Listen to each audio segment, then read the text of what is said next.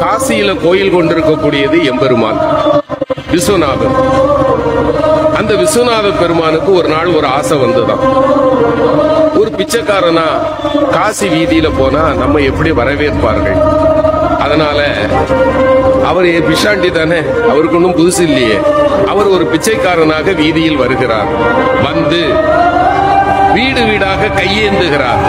காலையிலிருந்து மாலை வரை காசிமா நகர் முழுக்க அலைந்த பிறகும் அன்னபூரணியினுடைய கணவனுக்கு ஒரு பிடி சோறு கொடுப்பதற்கு யாரும் தயாராக இல்லை. பசியால வாடிப்போன நிலையில் இருந்த எம்பெருமான் மாலை வேளையில் காசி நகரத்தினுடைய சாக்கடைகள் எல்லாம் சங்கமமாகின்ற பகுதி, அந்த பகுதியில போய் சேர்க்கிறார். அங்கே ஒரு ஏழை உட்கார்ந்திருக்கிறான். அவன் தொழுநோயாளி. அவனை சுற்றி 4 நாய்கள் இருக்கின்றன. அவன் வேலை என்ன தெரியுமா? காலையிலிருந்து சாயங்காலம் வரைக்கும் எங்கெங்கெல்லாம் அலைய முடியுமோ அலைஞ்சு அவனுக்கு உணவை கொண்டு வருவான். 5 பங்கு வைப்பான். தன்னை சுற்றி இருக்கிற 4 நாய்களுக்கு 4 பங்கு, 5வது இவனுக்கு. அப்படி 4 நாய்களுக்கும் கொடுத்து விட்டு இவன் சாப்பிட போகும்போது சிவபெருமான் போய் கை நீட்டினான். பசிக்குதுப்பான். அவன் அப்படி ஏற இறங்க பார்த்தான். பாதியை கொடுத்துருக்கலாம்ல, முழு உணவையும் கொடுத்து சாப்பிடுன்னா இறைவன் ஆடி போயிட்டான். பெரிய பெரிய மாளிகையினுடைய வீடுகள்ல கூட எனக்கு ஒரு பிடி உணவு கிடைக்கல, இவன் மொத்த உணவே இவ்வளவுதான், இவங்கிட்ட நான் யாருன்னு சொல்லிடணும். அப்பா நான் யார் தெரியுமா? அந்த ஏழை சொன்னான். ரொம்ப தேவையா? பசிய பத்தியும் எனக்கு தையா தெரியும்.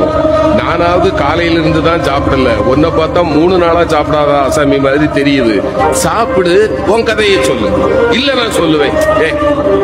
உனக்கும் போக்கிடம் கிடையாது. யார பார்த்து? சிவபெருமான பார்த்து. உனக்கும் போக்கிடம் கிடையாது, எனக்கும் போக்கிடம் கிடையாது. இங்கதானே இருக்க போறோம், சாப்பிட்டுக்கிட்டு சொல்லுப்பா. இல்லையா, நான் சொல்லியே ஆகணும். அந்த ஏழை சிரித்து கொண்டே சொன்னான். என்ன பெருசா சொல்லிட போற? நீ யார்? அவ்வளவுதானே. நான் சொல்லவா? நீ பரம்பொருள். இங்கு கோயில் கொண்டிருக்கக்கூடிய காசி விஸ்வநாதன் நீ. சரிதானப்பான்னா இறைவன் ஆடி போயிட்டான். ஞானிகளாலும் கண்டுகொள்ள முடியாத என்னை மகனே நீ எப்படிப்பா கண்டுகொண்டாயின்னா அந்த ஏழை சொன்னா, இந்த ஊர்ல யாருமே என்ன மனுஷனா பார்க்க மாட்டாங்க ஐயா. என்ன பார்த்தா 100 அடி தள்ளி போயிடுவாங்க. ஆனால் என்னைக்கு சமமாக அமர்ந்து அழுகி போன என் கையில் இருக்கிற உணவை கூட உண்பதற்கு ஒருவன் கையேந்துவான் என்றால் என் கருணை கடலே, உன்னை தவிர வேறு யாரால் ஐயா இது முடியும்?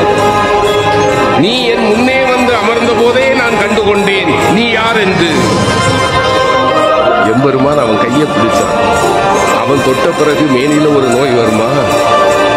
அவன் கையை பிடித்துக் கொண்டு சொன்னான், மகனே ஏன் நான் உன்னை தேடி காட்சி கொடுக்க வந்தேன் தெரியுமா? 4 உயிர்களுக்கு நீ உணவு தருகிறாய் பார்த்தாயா? நீ உண்பதற்கு முன்னால் 4 உயிர்களுக்கு நீ உணவு தருகிறாய் பார்த்தாயா?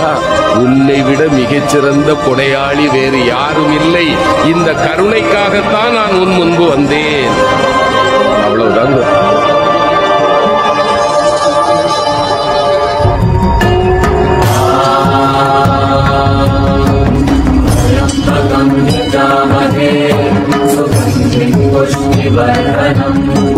पूर्वारुकमिव बन्धनान् विद्युर्मुक्षीयमामृतान्